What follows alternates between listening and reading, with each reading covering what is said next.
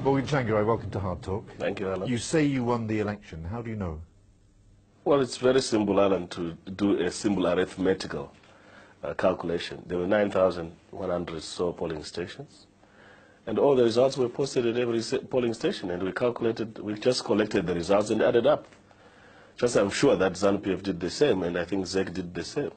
But you know that in the rural areas, ZANU-PF can deliver huge majorities for their candidates that can outbalance your votes in the urban areas. And there are many independent observers who have done the same arithmetic, and they say you fell just short of 50%. Well, that's an argument over percentage. But the thing is that do they doubt that the MDC won that election? Even with that widespread rural vote, there were polling stations and there were polling agents who collected those results. So I think the argument about the outcome is not there. What we should be focusing on is that Mugabe is refusing to accept that he was defeated. But it would help your argument, wouldn't it, if you published those results? We did. On the internet? They're on the internet, yes. So the whole world can see them? Yes, yes. In fact, our final report was published on Monday night on all the calculations we've done. Remember that we were saying 60%? And as all the numbers were now being added up, we actually arrived at the final report, which put us over 50%. What was your impression of the reaction in the regime on the Saturday night and Sunday morning when these results were coming in? I think it was shock and disbelief. But the reality had dawned to them that they had lost the election. And I think there was a lot of pandemonium and panic as to what they were going to do because they were not prepared for it. And what did you do to take advantage, to exploit that pandemonium? Well, the thing is that they started by approaching us to say, let's talk about transition. And we genuinely felt that they really wanted to discuss those matters. When you say they, who? ZANU-PF. Not Mugabe himself? No, obviously not. People close to him? His emissaries came to us, and I sent 2 people to go and talk to them. Now they're turning it around and say, we approached them. Now, this is okay, so this is, they approached you and said, we want to talk about the transition? Yes. Then what? Then they went for one day. The second day, they were telling a different story because there were others within the establishment who did not want to accept that reality. And what were they asking you for? What sort of guarantees? Well, a government of national unity and accommodation, security concerns, and those kind of things, which we were readily prepared to discuss. And were you prepared to give them guarantees that they wouldn't be prosecuted? Absolutely, absolutely. Including Mr. Mugabe? Including Mr. Mugabe. Guarantees that the top military could keep their jobs? That everyone would keep their jobs, that we have no intention of engaging in a retributive agenda, that whoever had to leave the military or uniformed forces would do so voluntarily and not by force. And what about government and national unity? Were you prepared to take ZANU-PF people into your government? We were prepared to consider the issue of an inclusive government, including some members of ZANU-PF. In fact, they were suggesting how many, and they were talking about a panel from which we were going to choose. And how close do you think you came to an agreement that would have removed Robert Mugabe?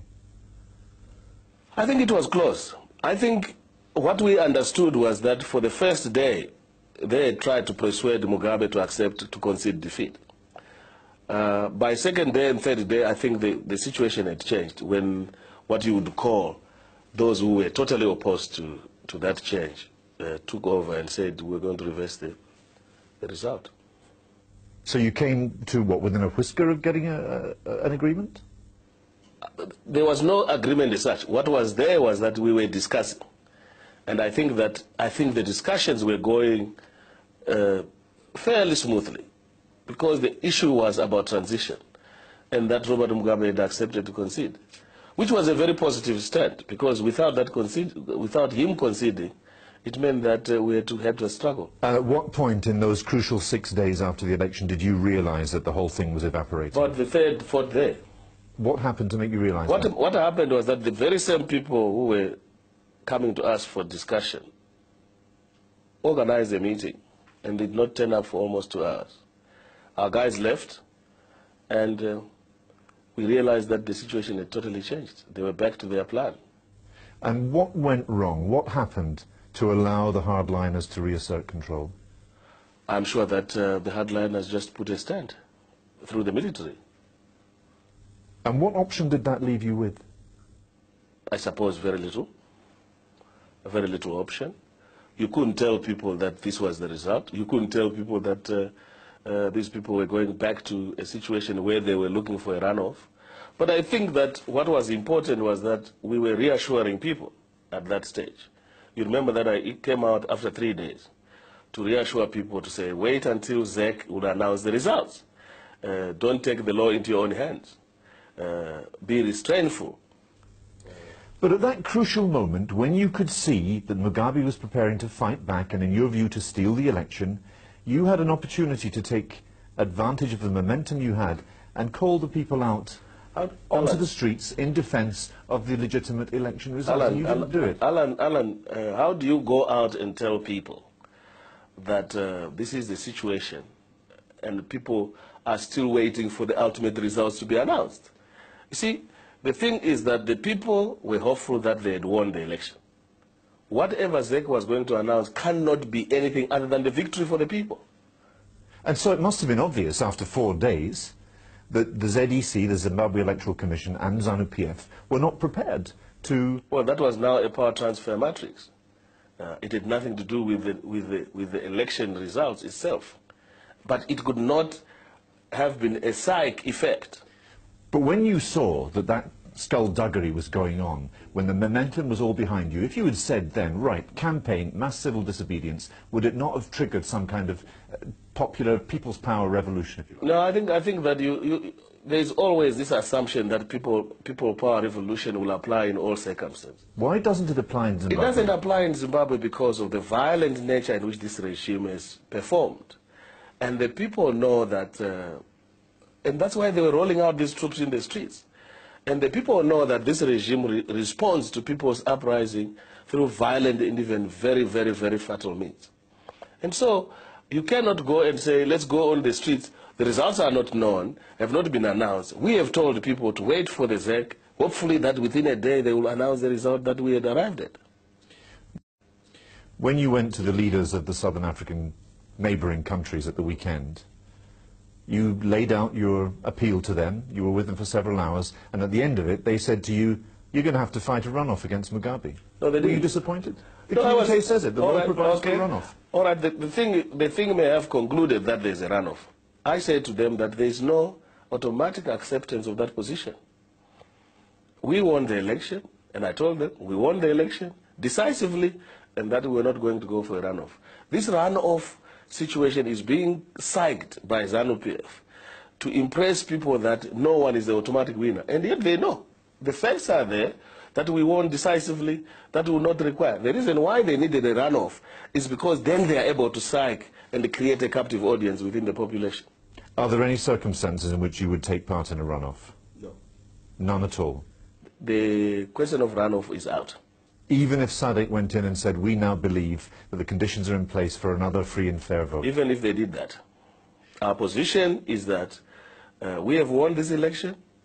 If you want to verify it, we have the facts. The reason why ZEC is avoiding a verification exercise, even where SADC is involved, is because they know the result. And they know that we won this decisively. And that's why we are saying that we would like to see whoever wants to challenge us on those facts. We have the facts, and let them produce their counterfacts. Are there any circumstances in which you will believe whatever the ZEC, the Zimbabwe Electoral Commission, announced? They've lost the legal and moral authority on the issue. Because they are supposed to have been the authority to announce the results within 6 days. 6 days is past. They are supposed to have the moral authority of doing the right thing. They are in collusion with the ZANU-PF, another contestant. How are they? They are giving insider information to ZANU-PF. That's why ZANU-PF is going to arrive at a decision that we are now preparing for a runoff and rolling out this military plan. What we are saying is that, like they did in Kenya, they had 4 or 5 heads of state together with the Secretary General, sit there, the parties negotiate, sign an agreement and leave. We cannot allow this slow process going on and on without a conclusion. And have you told Mr. Mbeki to his face that you think his mediation efforts are now defunct, that on their own they're no good? What I've told his emissaries that I feel that should South Africa take a definitive position, we would actually have solved this problem in Zimbabwe. It's said that Thabo Mbeki is trying to engineer a government of national unity under the presidency of Simba Makoni, who fought the election as an independent candidate and got 7 or 8%. Is that true? Is that what Mbeki wants? Even if it is true, how does that happen? How do you take a winner and then becomes the winner? How do you take a loser and then impose him? Is that what Mr. Mbeki is trying to do? I don't think so. I think this is just mere speculation. If it is, if there is any credence to it, how does Mr. Makoni, without even a single member of parliament, come to lead a government? Would you accept any position in a government of national unity or a government of national healing that didn't involve you being head of state? I think that what you have to understand, Alan, is that in 1980, Robert Mugabe won 57 seats and was magnanimous enough to involve others, even the Rhodesian Front members. We are almost at the same situation. I am the winner of this election. I should demonstrate that magnanimity to other players so that we are able to create an inclusive government. Any other part will undermine the authority of the people.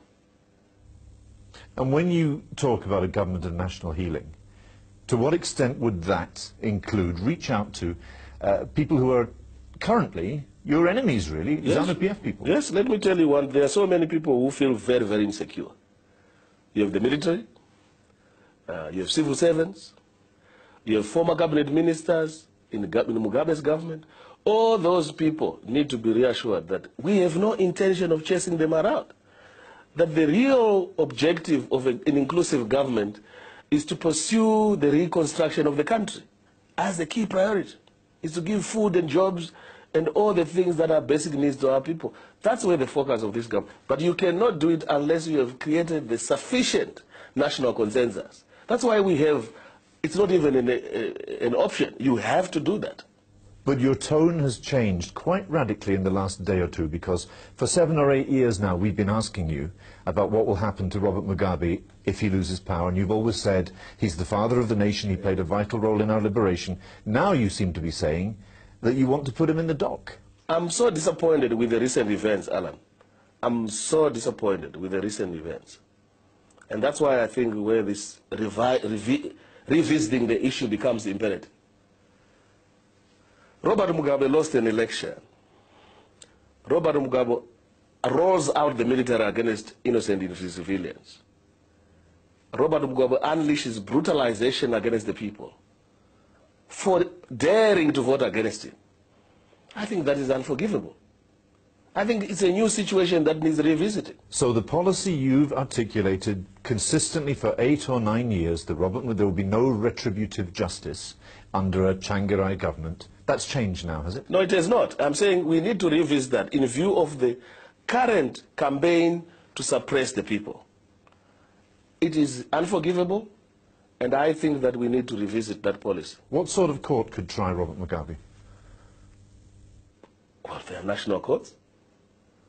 We will set up a Truth and Justice Commission. But I think that for somebody to embark on a retributive agenda against the people because they voted against him, I think it's not different from Pfebve Sango of Sierra Leone. Pfebve Sango was tried by an international criminal court. Well, I don't know what it is, but I'm sure that even the local criminal court can charge people for their omissions and commission. But is that an option for Robert Mugabe, that you might go to the UN one day and No. say we need an international court? No. And if he doesn't step down, if he digs his heels in and defies the region and defies what you see as the popular will, Yeah. what is your strategy? Well, I'm sure that we all have to accept that perhaps the democratic change and the smooth transition we're looking at has not been achieved. That we need to go back to the trenches and re-strategize to continue with the struggle until he leaves. And that is not an option we have got. We have to make sure that what we have done so far is completed. How? I mean, in concrete terms, specifically what actions can you take? Well, I cannot say in a struggle, you go and do 1, 2, 3 things. But what I can tell you is that we have been in this struggle for the last 9 years. And we have demonstrated that we can face frustrations, but we regroup and remobilize. And I think you can agree with me that what the MDC has demonstrated is that it can achieve that.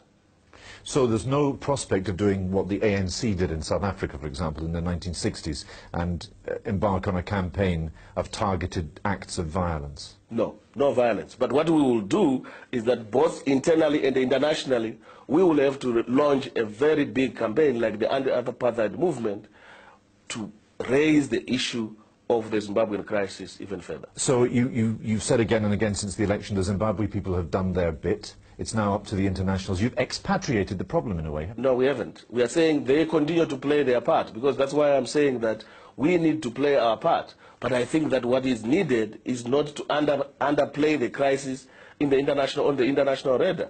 We need international solidarity now and more than ever. We need to shift the goalpost to say, Robert Mugabe, perhaps at some stage we're saying is illegitimate. Now he has demonstrated that he has lost the election. We need that shift in the international opinion, that the people who won this election, it doesn't matter what Robert Mugabe says, is MDC.